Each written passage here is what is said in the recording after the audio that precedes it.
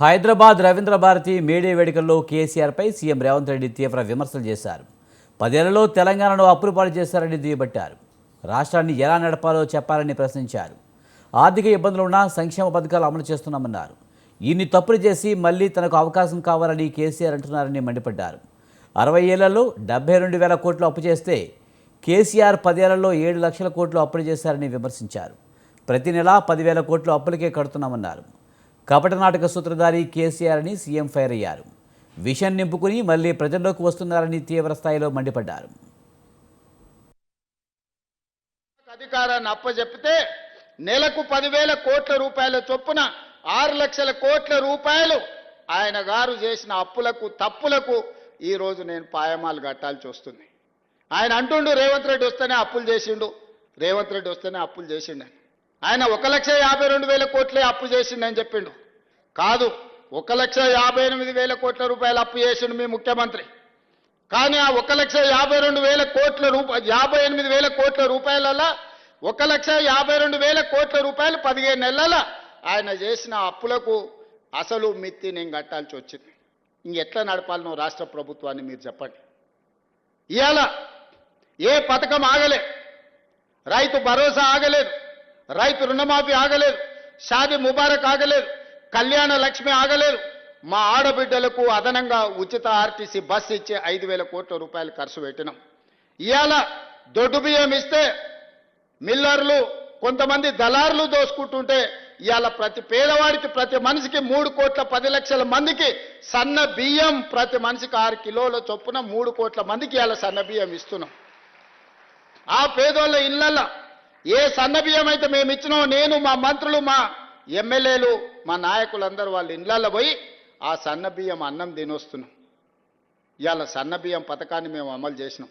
200 యూనిట్లు ఉచితంగా ప్రతి పేదవాడికి ఇచ్చినాం. గల్ఫ్ కార్మికులు ఎవరైనా అక్కడ చచ్చిపోతే శవాలను కూడా ఈ దేశానికి తేలేని పరిస్థితి ఉండే. ఇవాళ శవాలను తేవడమే కాదు, 5 లక్షల రూపాయల కుటుంబాలను ఆదుకోవడానికి ఇస్తున్నాం. వాళ్ళ పిల్లల చదువులకు ఆదుకున్నాం. 10 లక్షల రూపాయలు రాజీవ్ ఆరోగ్యశ్రీ ఈరోజు వాళ్ళకు అమలు చేస్తున్నాం.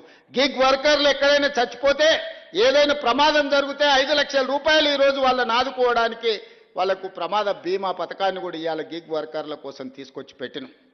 నేను అడుగుతున్న ఇవాళ మీరు ఆలోచన చేయండి. ఆనాటి పథకాలను అమలు చేయడమే కాదు, అదనంగా ఆర్టీసీలో ఆడబిడ్డలకు ఉచితంగా బస్సు ప్రయాణం ఇచ్చినాం. 500 రూపాయలకే సిలిండర్ ఇచ్చినాం.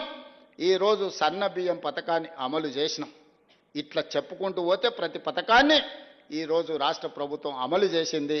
60,000 ప్రభుత్వ ఉద్యోగాలు మొదటి సంవత్సరంలోనే నియామకాలు చేపట్టిన రాష్ట్రం ఈ దేశంలోనే తెలంగాణ రాష్ట్రం. స్వతంత్రం వచ్చినప్పటి నుంచి ఈ రోజు వరకు ఏ రాష్ట్రం కూడా మొదటి సంవత్సరంలోనే 60,000 ప్రభుత్వ ఉద్యోగాలు ఇచ్చిన రాష్ట్రం ఏదైనా ఉంటే ఇంక్లూడింగ్ నరేంద్ర మోడీ గారు గుజరాత్ రాష్ట్రంలో ఉన్నా కూడా నేను సవాల్ చేస్తున్నా, మాతో పోటీ పడమనుండి మేము ప్రతి డిపార్ట్మెంట్లో ఇచ్చిన ప్రతి ఉద్యోగం యొక్క వివరాలు ఇస్తాను.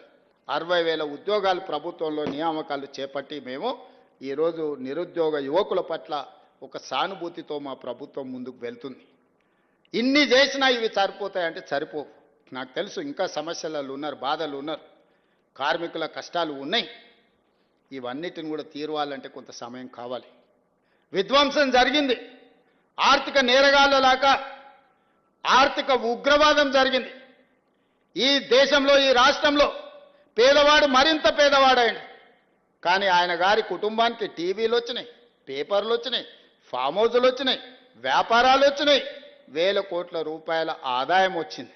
మనందరం దివాలా తీస్తాం ఎట్లా? 72,000 కోట్ల రూపాయల అప్పులున్న తెలంగాణ రాష్ట్రం 8,29,000 కోట్ల రూపాయల అప్పులకెట్లా పోతుంది? ఆయనకు మాత్రం టీవీలు, పేపర్లు, ఫామ్ హౌజులు 1,000 కోట్ల రూపాయల పెట్టుబడులు వచ్చినాయంటే ఏం జరిగిందో తెలంగాణ రాష్ట్రంలో మీరు ఒక్కసారి ఆలోచన చెయ్యండి. ఇన్ని తప్పులు చేసి మళ్ళా వచ్చి చెప్తున్నాడు నాకు ఇవ్వండి, నా చేతికి ఇస్తే చక్కదిద్దుతాను. 10 ఏళ్ళు ఇచ్చిండ్రు, ఏ మెలుగ పెట్టిండ్రు వారు? మీరు ఒక్కసారి ఆలోచన చేయండి. 10 ఏళ్ళ కనీసం మీరు బయటకు వచ్చి చెప్పుకునే అవకాశం అన్ని ఇచ్చిండ్రా? ఏ ధర్నా చౌక్లో ఉద్యమం జరిగి ధర్నాలు జరిగి ఇదే పొన్నం ప్రభాకర్ గారు ఎంపీలుగా ధర్నా చౌక్లో నిరాహార దీక్ష చేసి తెలంగాణ రాష్ట్రం తెస్తే ఆ ధర్నా చౌకునే వస్తేనే మూత వేసిండు కదా. మళ్ళీ మనం వస్తేనే ధర్నా చౌక్ తెరిస్తే వాళ్ళ కుటుంబం అంతా ధర్నాకు వచ్చిండ్రు కదా. కేసీఆర్ ప్రభుత్వం చేసిన అప్పులకు వడ్డీలు చెల్లించడానికి తమ ప్రభుత్వం కొత్తగా 1.58 లక్షల కోట్ల రుణం తీసుకోవాల్సిన పరిస్థితి ఏర్పడిందని ముఖ్యమంత్రి ఆవేదన వ్యక్తం చేశారు. గత ప్రభుత్వం ఆర్థిక క్రమశిక్షణ పాటించకుండా వెచ్చలవిడిగా అప్పులు చేస్తుందని ఆరోపించారు. 1,00,000 కోట్ల రూపాయలకు పైగా ఖర్చు చేసి నిర్మించిన కాళేశ్వరం ప్రాజెక్టు 3 ఏళ్లకే కూలిపోయిందన్నారు. ఇది గత ప్రభుత్వ నిర్లక్ష్యానికి నిదర్శనమని విమర్శించారు. తాము అధికారంలోనికి వచ్చాక ప్రజలకు ఇచ్చిన హామీ మేరకు గ్యాస్ సిలిండర్ను 500కి అందిస్తున్నామని, తొలి ఏడాదిలోనే 60,000 ప్రభుత్వ ఉద్యోగాలు భర్తీ చేశామని రేవంత్ రెడ్డి గుర్తు చేశారు.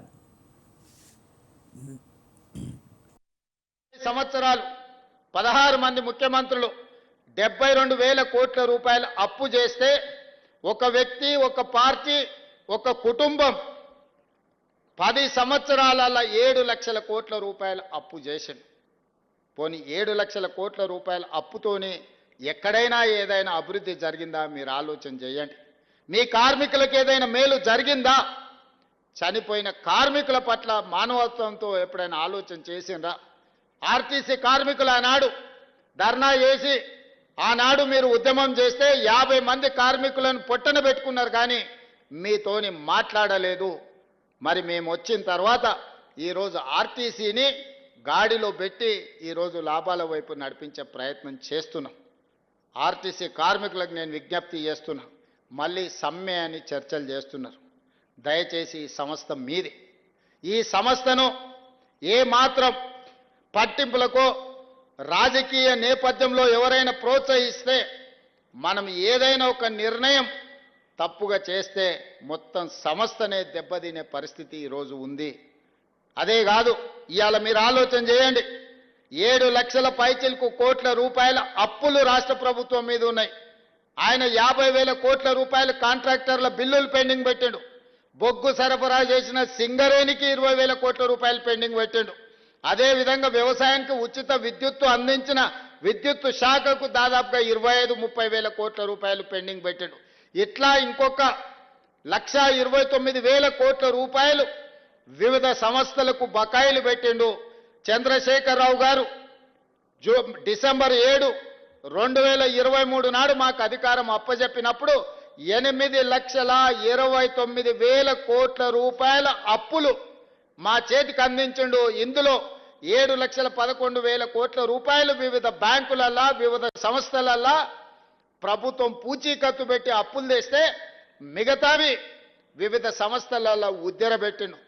ఉద్దెర మన గ్రామాలలో ఉంటుంది. కిరాణం కొట్టోడో లేకపోతే బట్టల కొట్టో షాపోడో మనకు తెలిసినోడు ఉంటాడు. దానికి ఒప్పందాలు ఇన్స్టాల్మెంట్స్ ఏముండవు. ఊర్లో మనకు ఉండే గౌరవం కొద్ది అప్పిస్తారు. అట్లాంటి అప్పులు విద్యుత్ శాఖ దగ్గర, అట్లాంటి అప్పులు సింగరేణి సంస్థ దగ్గర, ఇట్లా వివిధ కాంట్రాక్టర్లు చేసిన పనులకు నిన్న మన సర్పంచులు నిరసన తెలిపినరని వారు మన అంటున్నారు. మేము వచ్చినాక సర్పంచులే లేరు కదా మిత్రమా. మేము అధికారం రాకంటే ముందే సర్పంచుల పదవీ కాలం ముగిసిపోయింది. మరి మేము సర్పంచులకు ₹1 పని కూడా ఇవ్వలేదు. పని ఇద్దామన్న సర్పంచులే లేరు. ఇవాళ సర్పంచులకు బకాయిలు ఉన్నాయంటే ఆ ప్రభుత్వం ఆనాడు వారు పెట్టిపోయిన బకాయిలే కదా. ఇట్లాంటి బకాయిలు, కాంట్రాక్టర్ల బకాయిలు, సర్పంచుల బకాయిలు, విద్యుత్ శాఖ బకాయిలు, ఆర్టీసీ కార్మికుల బకాయిలు ఈరోజు ప్రతి సంస్థకు పుట్టిన కాడల్లా బ్యాంకులో దొరికితే బ్యాంకులో తెచ్చిండు, ఊరి మీద దొరికితే ఊరి మీద తెచ్చిండు, చేబదులు దొరికితే చేబదులు తెచ్చిండు, పక్కింటోళ్ళ దగ్గర దొరికితే పక్కింటోళ్ళ దగ్గర తెచ్చిండు. మొత్తంగా 10 సంవత్సరాలలో 8,29,000 కోట్ల రూపాయల అప్పుతోని డిసెంబర్ 7, 2023 నాడు మా చేతికి అధికారం ఇచ్చిండు. మరి ఈరోజు నేను అడుగుతున్న మిత్రులారా, 60 సంవత్సరాలు 16 మంది ముఖ్యమంత్రులు 1948 నుంచి 2014 జూన్ 2 వరకు 72,000 కోట్ల రూపాయల అప్పు చేస్తే, ఒక వ్యక్తి, ఒక కుటుంబం, ఒక పార్టీ 10 ఏళ్లలో 8,29,000 కోట్ల రూపాయల అప్పు చేసి, ఆ అప్పులతోని ఆయన తీసుకున్న తప్పుడు నిర్ణయాలతోని మనకు అధికారం ఇచ్చిండు. ఒకే ఒక్క ఉదాహరణ చెప్పదలుచుకున్న, అన్నం ఉడికిందా లేదా అని ఒక మెతుకు బట్టి చూస్తే తెలుస్తుంది. 1,02,000 కోట్ల రూపాయలు కాళేశ్వరం కాంట్రాక్టర్లకు బిల్లులు ఇచ్చిండు. 3 ఏళ్ల కట్టుడు కూలుడు సరిపోయింది. ఆయన కాళేశ్వరం అన్నాడు, మా కోమటిరెడ్డి వెంకన్న అది కూలేశ్వరం అన్నాడు. ఎక్కడైనా ఈ భూమి మీద 1,02,000 కోట్ల రూపాయలు పెట్టి కట్టిన ప్రాజెక్టులు మేడిగడ్డ, సుందిల్లా, అన్నారం అనే ప్రాజెక్టులు కుప్పగూలిపోవడం ఎక్కడన్నా చూసిండ్రా? మనం ఇల్లు కట్టుకుంటే కూడా 50 ఏళ్ళు ఉంటుంది, గుడిసేసుకుంటే కూడా 10 ఏళ్ళు ఉంటుంది. పేదోళ్ళు ఊర్లలో కట్టుకునే గుడిసె కూడా ఓ 10 ఏళ్ళు ఉంటుంది. 10 ఏళ్ళ తర్వాత తాటాకులు పోతే కొత్త వేసుకుంటాం. కానీ 1,00,000 కోట్ల రూపాయలు కట్టిన కాళేశ్వరం 3 ఏళ్లకే కుప్పగూలిపోయింది. ఇట్లా 8 లక్షల కోట్ల రూపాయలు ఎక్కడికి పోయినావో ఆనమాళ్ళు దొరకకుండా పోయినాయి.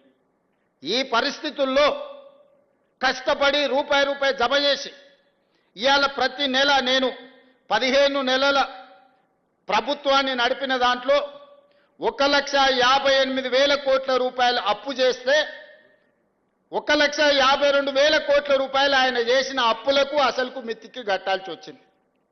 అంటే ప్రతి నెల సరాసరి నేను 10,000 కోట్ల రూపాయలు అప్పు చేసి ఆయన చేసిన అప్పులకు మిత్తికి నేను కట్టాల్సి వస్తుంది.